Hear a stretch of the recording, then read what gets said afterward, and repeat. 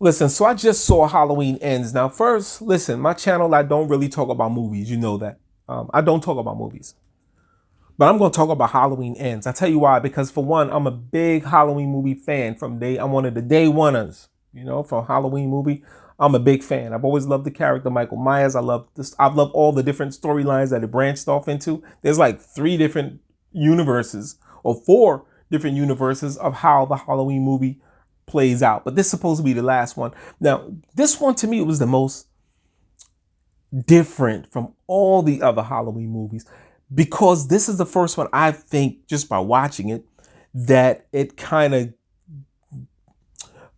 snuck in or took into consideration what the social climate is. And I say that because when I watched this movie, I'm probably the first person you're ever gonna hear speak this way about this movie.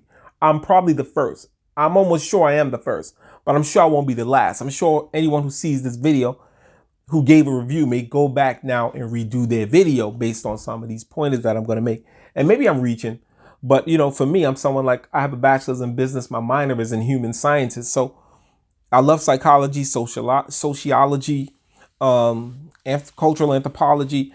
So when I watch movies, sometimes I don't just watch them with the eye that the average person would watch a movie with, where they're taking it in at face value. I sometimes am easily to catch when I'm being indoctrinated, or when there's an agenda being pushed, or if there's an underlying message there.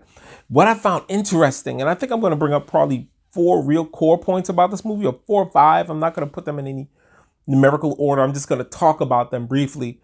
And then you can watch the movie, or if you saw the movie, maybe think about what I'm saying and take that in. And if I'm wrong, comment, tell me what you think.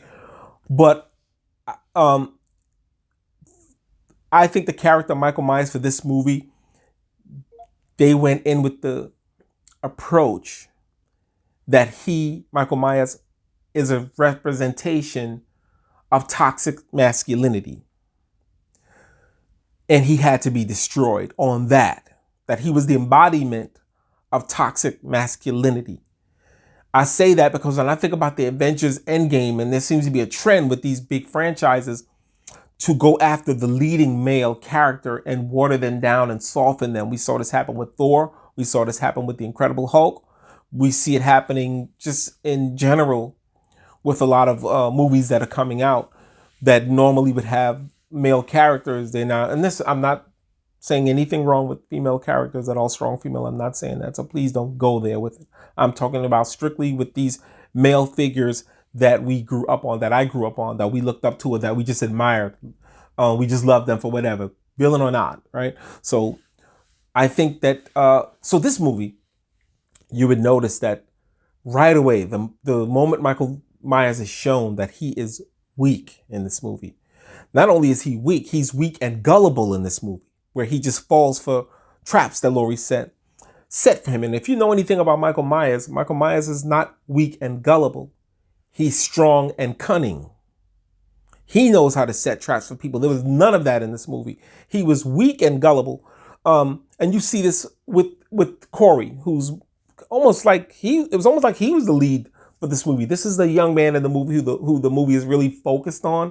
Is in the beginning, he kills a little boy, and he, of course, now is an outcast in Haddonfield. And now he takes on this kind of personification of evil. But he overpowers Michael Myers in the movie. So I'm giving away spoilers for those of you. And I'm not talking about the movie in any order, but I'm giving away some spoilers. But he manhandles Michael Myers in the movie. But before that, he makes a deal with Michael Myers. Almost in the beginning, he makes a deal with him. And it's almost like, you give me your power and I will represent you. I will be your mouthpiece. I will be your right arm going forward because I know that you're old and weak. He was almost like a son to Michael Myers. But then later on in the movie, now he comes back and he renegotiates the deal. The kid makes the deal with Michael Myers, then comes back and changes the deal and say, no, I want the mask now. And throws Michael Myers on the ground and takes the mask from him.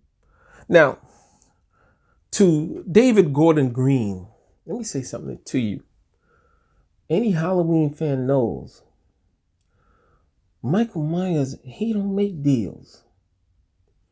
It comes down to whether he chooses to let you Live or die. That's all it comes down to. He doesn't make deals. Now, whether he's old in this movie or not, he should still be him. No deals. But he makes a deal with this kid, then lets the kid change the terms of the deal and take the mask from him, and now whatever. I won't talk about that. Another thing I noticed in this movie is 2 times it was said, once by Laurie and once by Corey to Michael Myers, "You're just a man." I'm like, why did they feel like that line had to be said twice? That you're just a man.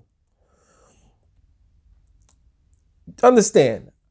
Maybe I'm reaching, but I'm thinking, yeah, okay, so Michael Myers is considered a toxic, the embodiment of toxic, or manifestation or representation of toxic masculinity, and that he really isn't powerful. He's just a man, meaning he could be dealt with just like any one of these CEOs could be dealt with that think that they can get away with whatever they want to. That's where I got from that.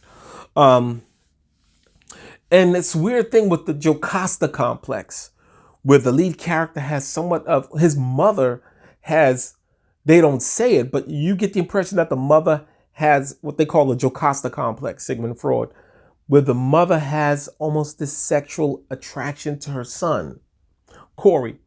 Now, he's weak as long as he's under the control of his mother. But once he aligns with Michael Myers, now he suddenly has this confidence. But it's toxic. So his newfound confidence in himself, it's a toxic confidence, where now he becomes a threat to society and to himself. But he's a threat to society now once he breaks away from his mother. Once he breaks away from his mother, the matriarchy, where he's controlled and predictable and weak, to aligning with Michael Myers, who is like his father figure, to becoming strong, aggressive, dangerous, and toxic. I know I'm not reaching here, but maybe I am. Okay, next. I noticed something else. It's almost all of the people in this movie that were killed were men.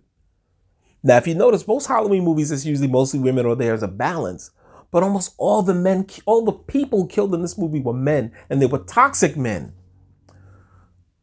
The gang leader, or the bully, toxic. He was aggressive. He was cold-hearted. He was self-centered. He was toxic. The doctor, right? He was the boss. He was the CEO. He was the representation of the Me Too type of man.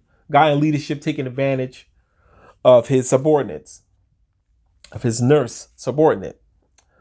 The sleazy DJ, right? The black guy who he had this white chick dressed half nude in the back working for him, and he was the sleazy DJ. He got killed. The little boy in the beginning, he was a toxic little boy. He was mischievous. He died.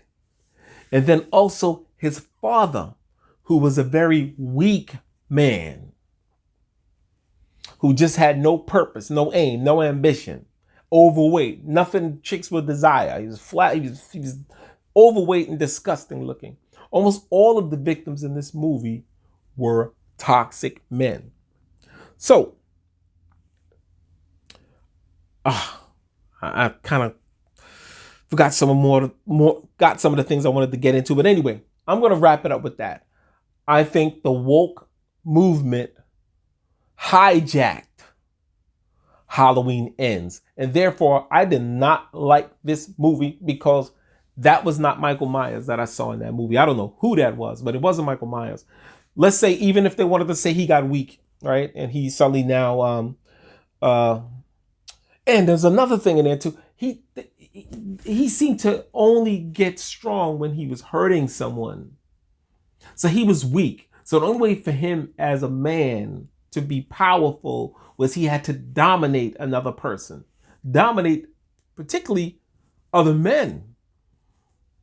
Or women too, excuse me. Not just men, women. When Michael Myers murdered that nurse, and then when he murdered the cop, it was like an adrenaline rush. Like he had to, and that's another toxic man.